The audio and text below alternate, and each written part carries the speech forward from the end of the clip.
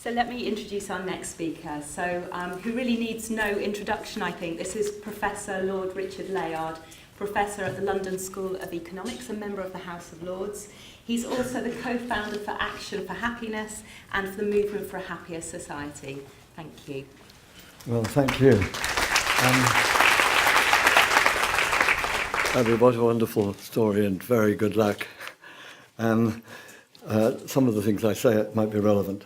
I think this is an incredibly timely conference. I mean, obviously in Britain, we have the Green Paper coming, and this should be an important input into that, which could be transformative for young people. But I also think this is part of a great worldwide movement to take the feeling side of life a lot more seriously. And Action for Happiness, you mentioned, is a part of that. When we were interviewing the first director, one of the candidates had searched the web for any other organization had the word happiness in the title. And what came back on his screen was, your search for happiness has produced no results. Well, that's symptomatic, isn't it? That's what we've got to change. And this conference is a part of that. So what I want to talk about is two things. First, how schools can promote the mental health and well-being of all the young people in the school. And second, how schools can help the particular children who are struggling most to get the help they need. But I've been told, don't know where Polly is, I've been told that I have to say something about why all this matters. Well, actually, you know why it matters. But I will give you some extra ammunition from the research which we've been doing, just to show how important it is. So suppose we decided that actually the good society was the one in which people were enjoying their lives and satisfied with the quality of life they experience. What would be the most important dimensions of child development that would produce people who had that subsequent experience as adults?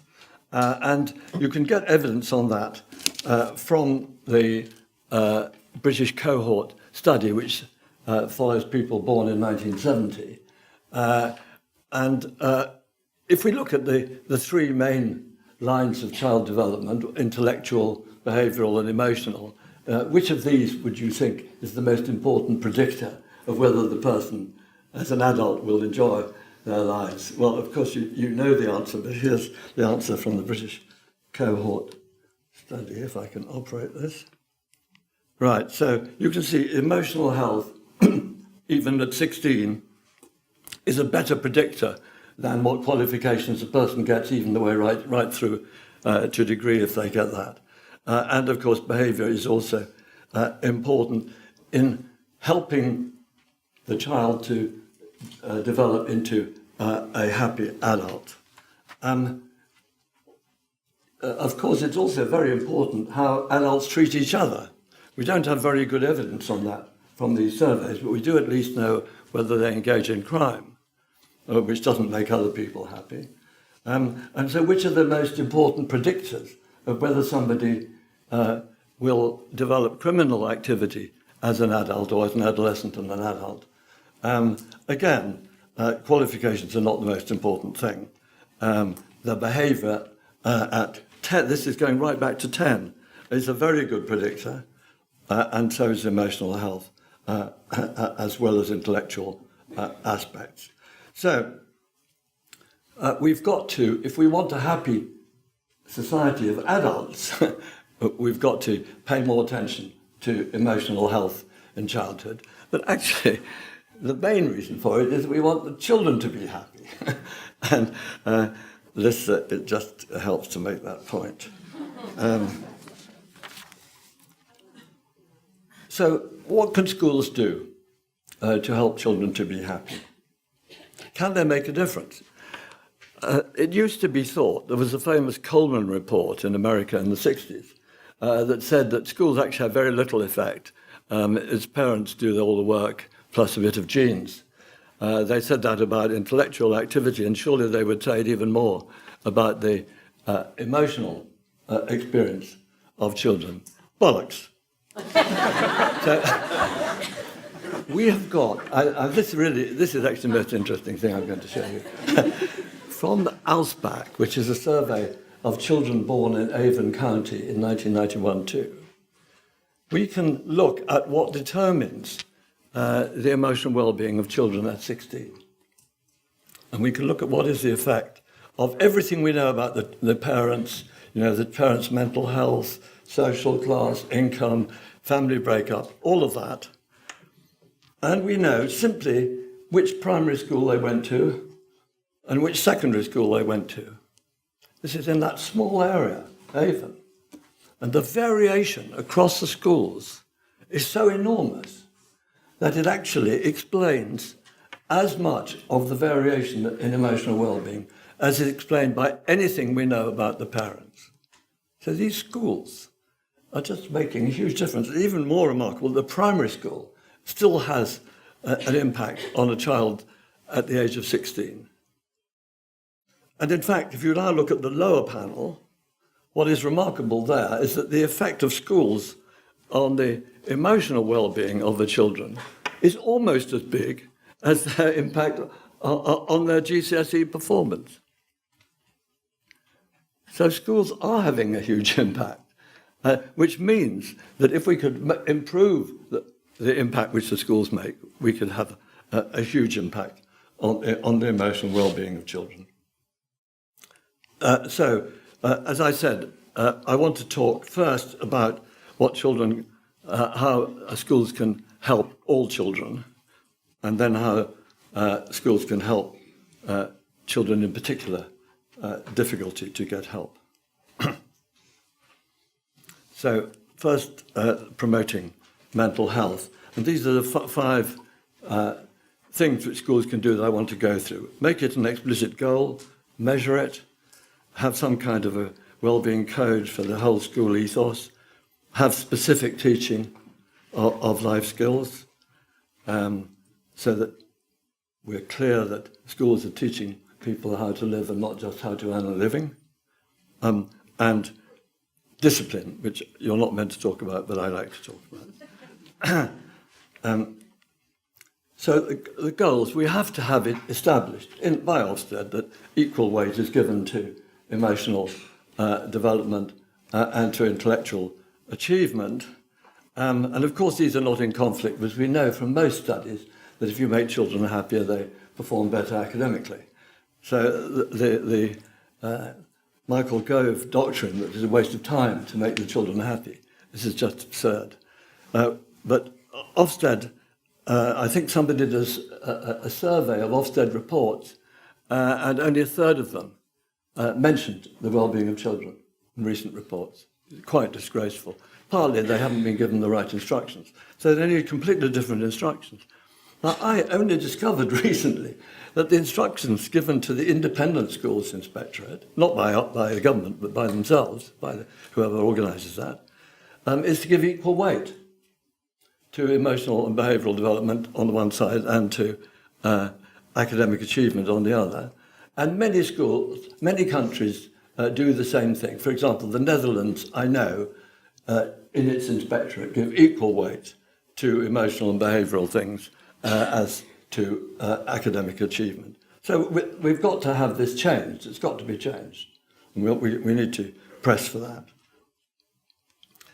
But even if the goals are nominally changed, how will we actually change how schools operate when they have these huge academic targets measured all the time, ranked, etc.? I believe that unless you put something else into the scales, which is also measured, you won't get the change we need. And I think we should be practical about that. Now, I know a lot of people are sensitive about measuring children's well-being, but I think there are three arguments for it. I mean, one is the one I've said, that if you want to change the real goals of the school, it's no good just changing them nominally. You've got to try and give them some way of knowing whether they're achieving the goal. Secondly, parents choosing schools would love to know what the school is likely to do to the happiness of their child. And then thirdly, of course, there's the question of using this to pick up some children who are struggling, but it's not evident, and we know those are the ones with anxiety disorders. It's not always evident to a teacher that is so, and this will help to pick that up. So we must measure. I think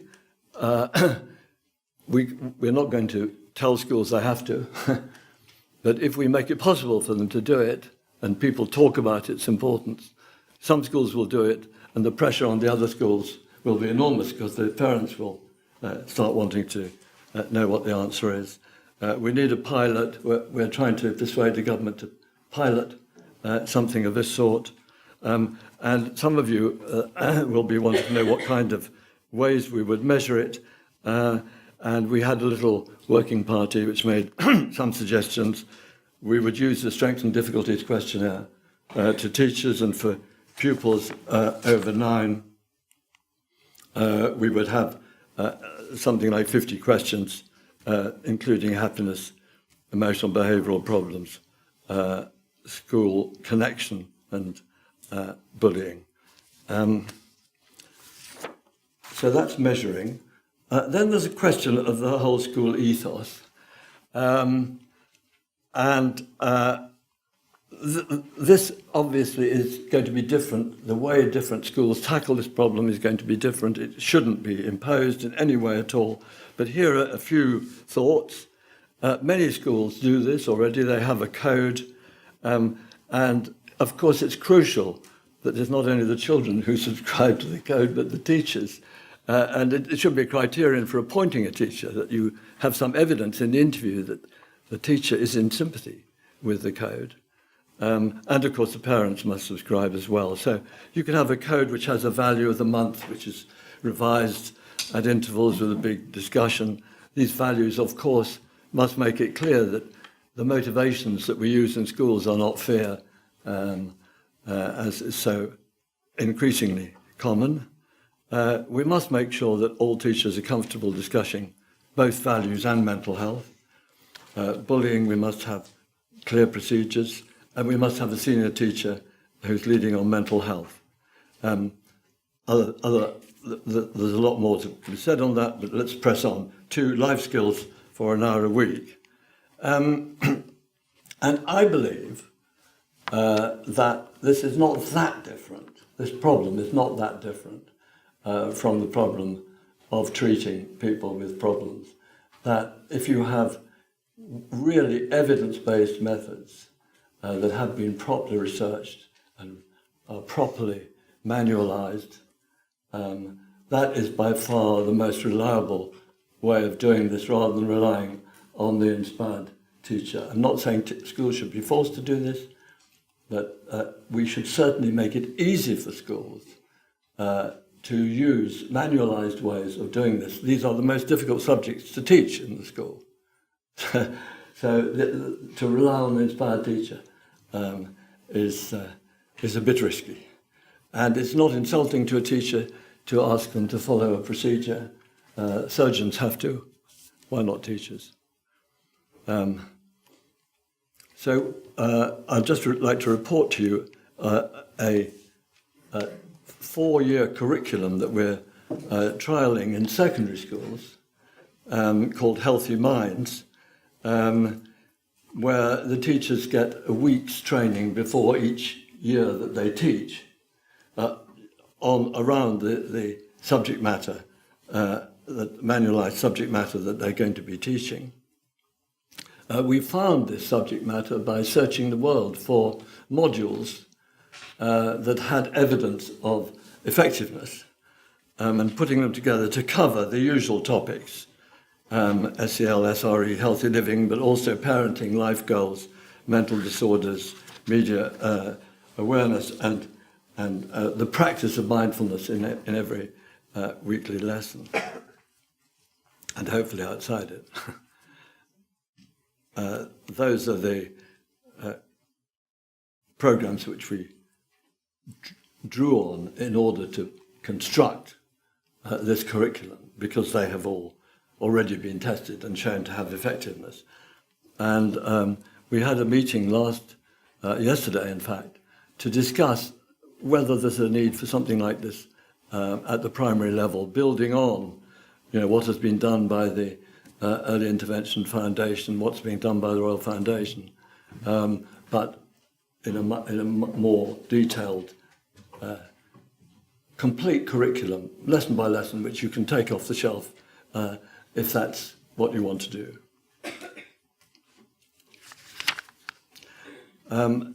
To do these trials and to make this happen, of course, requires massive organisation. And I want to advertise the organisation that has been minding our Healthy Minds programme, which is called How to Thrive. So if you want to introduce our Healthy Minds curriculum into your secondary school, they will organise the training of the teachers, which is not that expensive. It's as I say, it's about four days training before each subsequent year of teaching materials. And finally, let me just say a bit about school discipline. As we know, low-level behaviour problems are absolutely endemic in our schools, and they're quite distressing to many children, and they also impede their academic progress. So I asked my psychologist friends, have we got a way of helping teachers to maintain a calm classroom? And I was amazed. Yes, they have.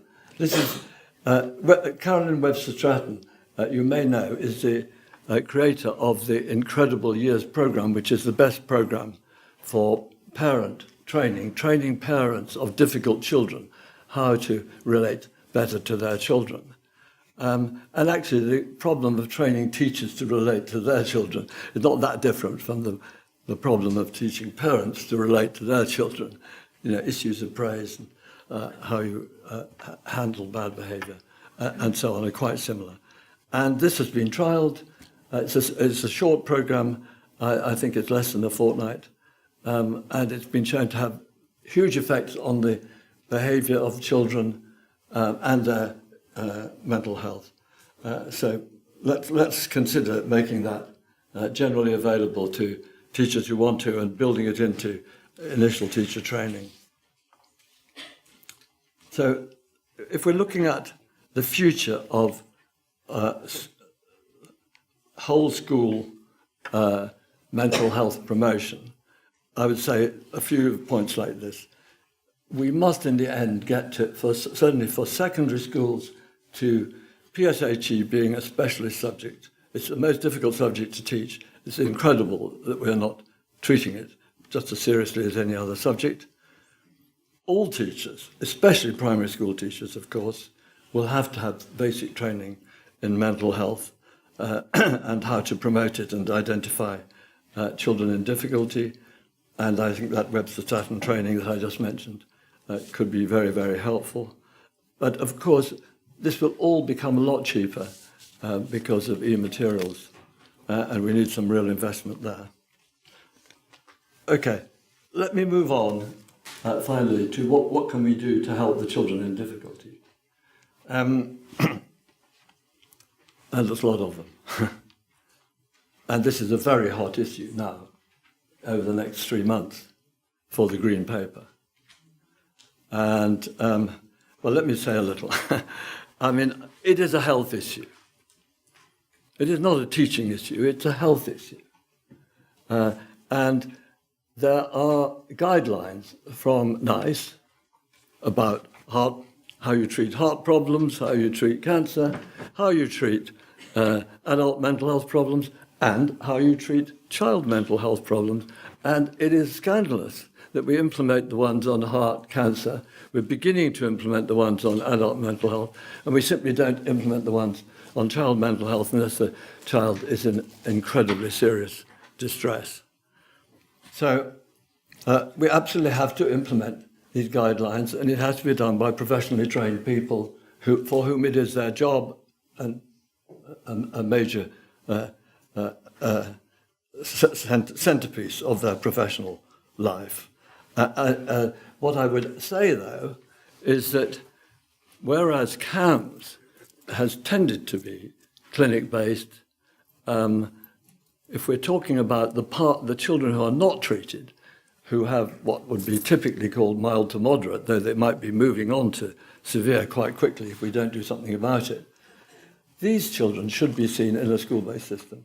And it doesn't matter whether we call it part of CAMS or separate, but we need to construct a new identifiable, separately managed, school-based system for delivering the NICE guidelines, evidence-based treatments to children with mild and moderate anxiety and depression problems. There's absolutely no other serious way of approaching this, and they should have at least a year's training, as we have for adults who go to improving adults access to psychological therapy services. So let's just look at the scale of this. There are a million children who are diagnosable. CAMS is seeing about 200,000, and we need to be seeing something like at least another 400,000. But it will take time to build up. So I'm suggesting in the next 5 years we get a separate service, new service for treating 200,000 children in a school-based service. And I think we do know roughly how to organise this, because we've had the experience of developing the IAPT Improving Access to Psychological Therapies service for adults, which means you have a training program, you create services in which the trained people can be supervised for their training and then employed. You have to have a separate commissioning of it by the